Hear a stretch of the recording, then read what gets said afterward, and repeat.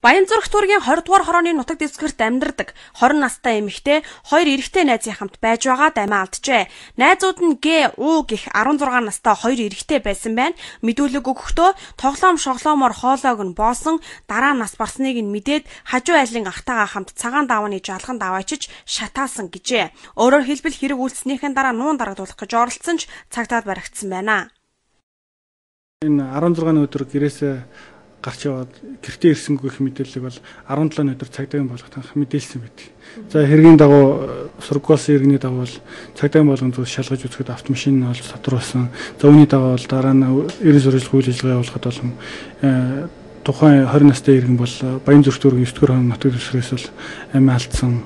За цогцын шатаасан иймэрхүү байдалтай олдсон байгаа л да. Сүүлийн үед энэ төрлийн гэмт хэрэг гарах нь өсөд байгаа. За тийм учраас цагдаагийн ерхий газраас эцэг эхчүүдэд хандан анхааруулга хэлж байгаа. За өөрөөр хэлэх юм бол эцэг эхчүүд хүүхэдтэй анхаарал халамжаа сайн тавих хэрэгтэй. За тэгээд дээр нь уран дулааны цаг ирсэн энэ үед хүүхдүүд 6 цэнгэнд явахдаа 6 цэнгтээ ямар нэгэн асран хамгаалагчтай байх шаардлагатай. За тэгэхгүй бол хүүхэд болоод хүүхдүүдтэй холбоотой гэмт хэргийн гаралт өсөд байгаа нь эцэг эхчүүд хүүхдийнхаа хүмүүжилд анхаарахгүй.